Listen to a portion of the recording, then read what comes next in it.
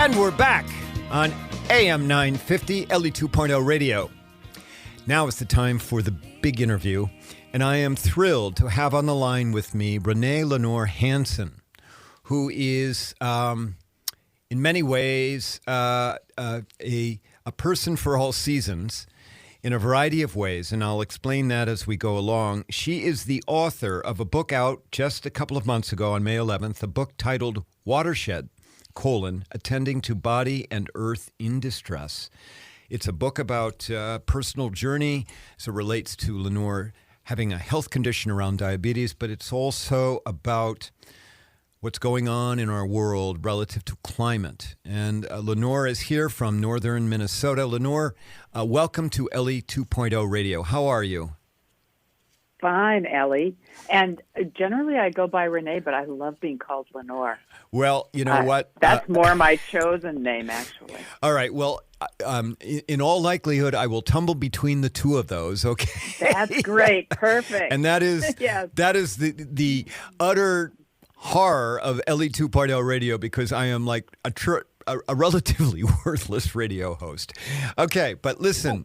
All right, so Ranae Lenor Hanson, welcome to the show. And tell me, let's at least first talk about your book. But I'm having you on for another purpose. But tell us give us the 3-minute version of what brought about the book and what the book is about. Titled Watershed, Attending to Body and Earth Distress. Yeah, there's a initial section in the book called How to Live, which is really audacious, who I like to say, but the first line is climate catastrophe turns up in in my body and in yours. And that's one claim I make in the book. The book is not an argument, it's mostly storytelling. It tells a lot of stories from my students at Minneapolis College and from my family and community across Minnesota. I was born in Bemidji, grew up right outside the Boundary Waters between Babbitt and Ellie on Birch Lake, and have a great family clan. So a lot of the stories are from that and from my really diverse, native-born and climate and other kind of refugee students at Minneapolis College, formerly MCTC, people who've asked me to pass on their stories. And a big part of it is to connect those two communities. They're not two communities. Connect these multiple communities. And that's one way our work meets, Ellie. Right. The other thing in the book is that I was really concerned about climate, hearing the stories of droughts and floods and fires that my students were escaping from, and or many their friends didn't. And also watching the climate change in northern Minnesota, where it's changed a lot faster than it has in southern Minnesota so far. Right. And then I became type 1 diabetic, and that actually helped me deal with the climate crisis. And the book kind of grew out of the convergence of those two. So that first section, How to Live, ends paradoxically, living in a damaged body can teach us much about how to live in a damaged ecosystem and about how to return to practices of joy. My goal is for other people who read it to investigate their own stories and figure out the connection between their body and the greater body of which we're a part. Well, and Ranae Lenor Hanson, the book is published by the University of Minnesota Press, right? Mm-hmm. It came out on May 11th, and let listeners know where they can find the book. I think the best way is to go to your nearest independent bookstores. My website is RanaeHanson.com. No periods or anything in it, and the front page has links to the University of Minnesota Press website from which you can order the book, and also links to find your nearest independent bookstore. But you can also get it on Amazon very easily. Right. Put the title in and it'll come up. Yep, it really will. Well, and I've not been able to read the book, but the abstract is fascinating. And, I think that, I'm a writer as well. And I think that the juxtaposition between, the earth and climate change and then our bodies, which there's a lot of symbolism in those comparisons. And I'm sorry that you had to have a horrible health condition arise in your mid-60s that sort of triggered a number of things for you. But I'm glad that you're as healthy as you can be right now. And thank you for writing the book. I'm thrilled that it's out there. But that's great for me. But what brings you and me together actually is that through happenstance, we came to find out that we think alike as it relates to what's going on in Minnesota, as well as our country at large. And it's about the great division that's going on right now. Right. And you and I, as we prepared for this show, you related, you have a lot of family in northern Minnesota, a lot of on the Iron Range. And you have this very unique background of having grown up in northern Minnesota, but then having lived in England while you studied for college, right? And then having spent a long time in the Twin Cities where you taught and where you met, obviously, and formed relationships in the cities.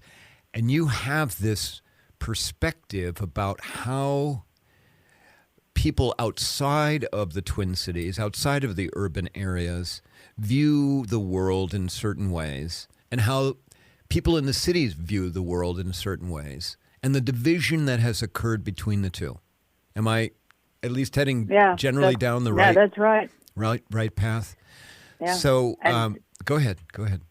Part of what you bring in, Ellie, is the central place of fear.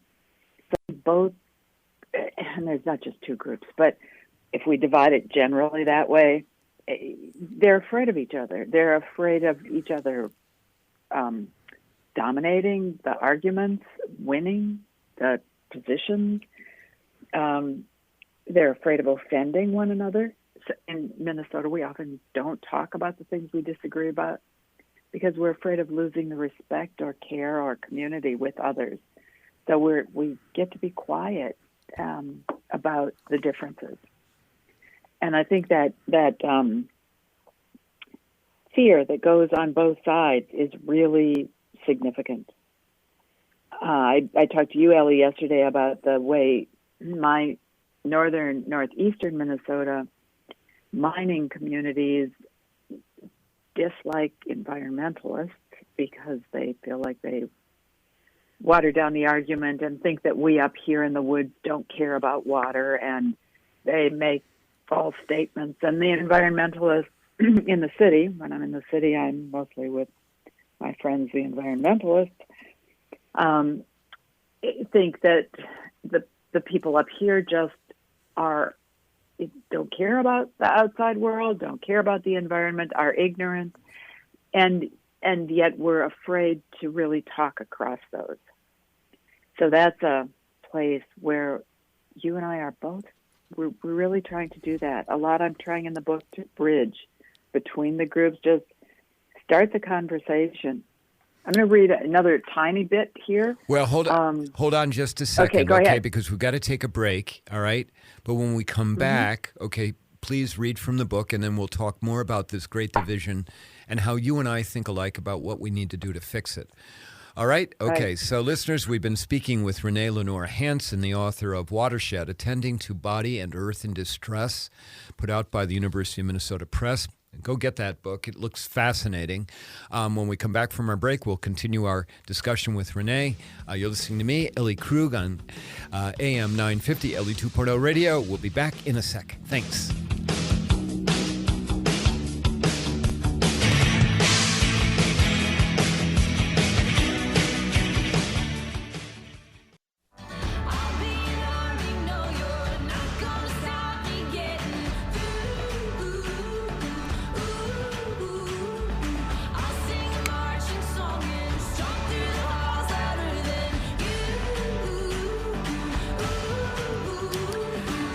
And we're back.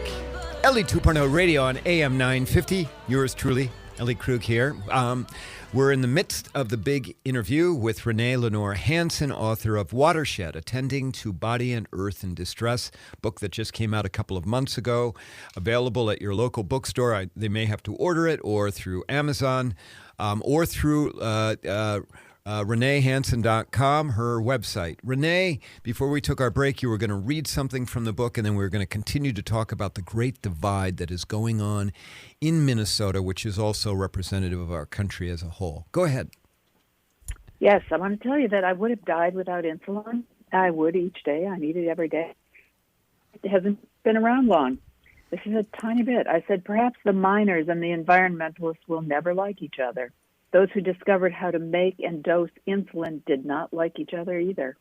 Frederick Banting and John McLeod, the benefactor who offered Banting a working space, aired their hatred for one another publicly, even refusing to accept the 1923 Nobel Prize in Medicine together.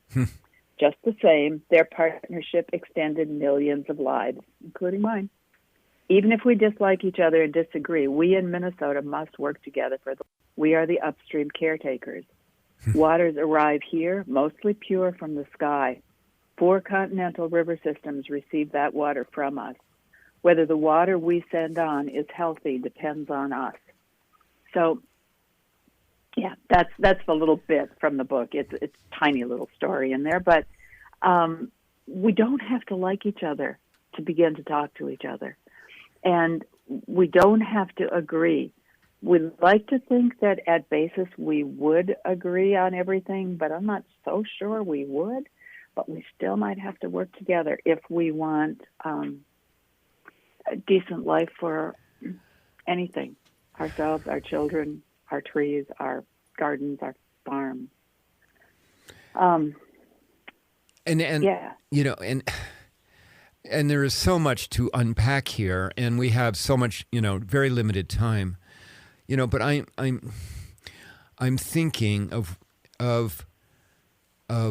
how it is that we become such a society of winner take all, and it's either my way or the highway. Tell me, will you please, in northern Minnesota, with your family, to the extent that you feel comfortable sharing it, what is their view of the world? And then I'm going to ask you to follow up with your colleagues, your friends in the Twin Cities. What's their view of the world? And then you and I have got to brainstorm how we're going to fix that divide. Yeah, first, I can't speak for anybody else's, but I can speak from my experience and for what I seem to perceive in those that I love. Yesterday when we were talking, Ellie, you said that we all want the same things. And I said not necessarily, because in my family, the biggest goal was, many goals, but a big goal was that we all be together in heaven. And there was the notion that there's one way that we can be together in heaven, and that's by being the right kind of Christian. Not even just Christian, but kind of the right kind. And this is a delicate thing to talk about. I'm being able to start to talk about it with many family members. But if you firmly believe that the only way to avoid hell or something like that after death is by doing certain actions, going on a Hajj or speaking certain words about Jesus, then you really want all those that you love to do that same thing. And I think that I feel that a big problem in our culture, in what I inherited from my beloved parents and my beloved grandparents, is the notion that the life after death is more important than life here. And that's a tough one because it really is something that is so pervasive in certain atmospheres, not only Christian, but many other, somewhat in Islam. Right. And that being right with God is more important than caring for this earth. I remember a song that we sang when I was a kid, "This earth is not my home, I'm just traveling through." And I want to undo that song from my mind, because if I only think I'm traveling through, I may not take any care of it at all. Right. And that is, that is a tough nut to crack. My experience has been that, and of course, I'm not from northern Minnesota, and I'm not from rural areas, although I grew up in Iowa. But my experience has been that people simply are afraid of what they don't know and they don't understand. So, for example, with me being transgender, the big fear that I encounter with people is that somehow I'm going to influence their children, okay, and cause them to be transgender, or that somehow I'm a predator in some way, and oh, God forbid that a little child is in a restroom with me. But I can get past that barrier by just them getting to know me and listening to me and understanding, hey, I know the voice doesn't match the appearance, but, I'm really care about this. I care about children just like you do, and I want my child to succeed just like you do. What do you, because you have this unique perspective, how is it different for your city friends? You've talked about, people in northern Minnesota. It's a lot of things tied into very deep religion and the focus on the afterlife rather than on present day. What about your city friends? What on that end of the divide do you see? Mm-hmm. I'm going to sidestep and answer a question you didn't ask, but I think that the way that my cousins and I can still talk to each other is that we love each other. And I'm talking about my cousins who are most ideologically different from me now. Okay. But the love is really deep. And if you can stay in the love, you can get across the conversation somehow, often. And my city friends I also really love them, and they're wonderful. They tend to come to northern Minnesota, especially the Boundary Waters where I am, to get away. And they want it to be pristine and safe as a vacation, sort of. This is not everybody. And it's hard for them to meet anybody and really dig in and do the work of conversation, or even the work that I do up here, which is to try to nurture sedges and get rid of reed canary grass and know what the woods around me might need. It's, in my view, too often visiting outside of the city. It's like, well, I need a break from the city, so I'm going to go and float on the lake and fish a little instead of really coming to know it. Instead of becoming connected to it. Right. Yeah, they connected aesthetically maybe, but connected deeply enough so that you know what the fears are, what the stresses are, what the complexity of it is. Because we're all a lot more complex than the initial notions are, or than the labels make us. Right. So we have like 3 minutes left. Tell me, how are we going to bridge the divide? I mean, you and I talked yesterday. We have no governmental entity, no governmental leaders, nobody going out and trying to facilitate conversations between people who are different. No one is doing that. And how can you and I do that? Well, I kind of disagree that no one's doing that. I think a lot of people are trying, and I want to give them some credit for that. But each of us has to, and the small things are what matter. So that you have this radio show, that you have conversations with people like me and other people who are of all sorts, that matters. It's these tiny things that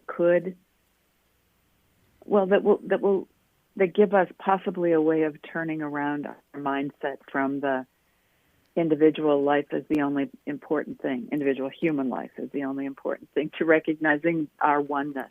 Right. as we converse, we feel that connection, and then we get it, kind of. And we need to get it in tiny little doses until we really alter that way. And, yeah, I think every chance we take when we feel it's okay, opening up and speaking with others, especially about the things that we're really terrified of, can help. Well, and when I'll tell you, and I agree with you, there's a lot of different small things happening, but when I say no one is doing it, I'm talking more about large scale, because frankly, I think our country is in like the emergency room status, all right, as it relates to the divide.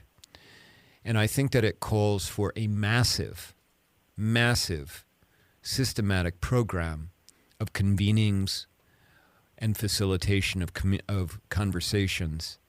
You know, for me, the equivalent is... It's not just the country. The world is in for emergency sure. room, code blue, you know, so we're at a crisis moment, and we need big conversations. Maybe, yeah, I agree with you on that. You and I have to do our part. We have to step up and do things we're not really comfortable doing and try them out, and we'll make mistakes. And everybody has to do it, because we can't wait for some brilliant somebody else to do it. There's no brilliant somebody else. There's us. I can't agree with that more.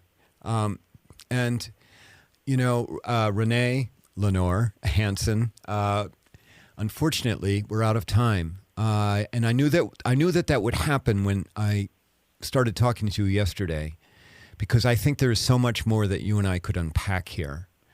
I do want you to know that I hope that you and I can work together. I would love to be able to do that. And Sounds good.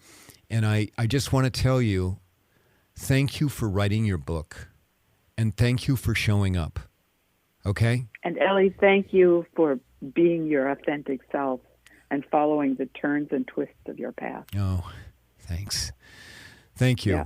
All right. Well, listen, Okay. you and I will talk again, I'm sure, offline. And but thank you. And so take care. And listeners, again, the title of the book is Watershed: Attending to Body and Earth in Distress by Ranae Lenor Hanson. Get the book. Read it. It sounds like a fascinating book. When we come back from our break, I'll do the C block. I'm going to talk about the census data and what it means for America. Thanks. Bye. Something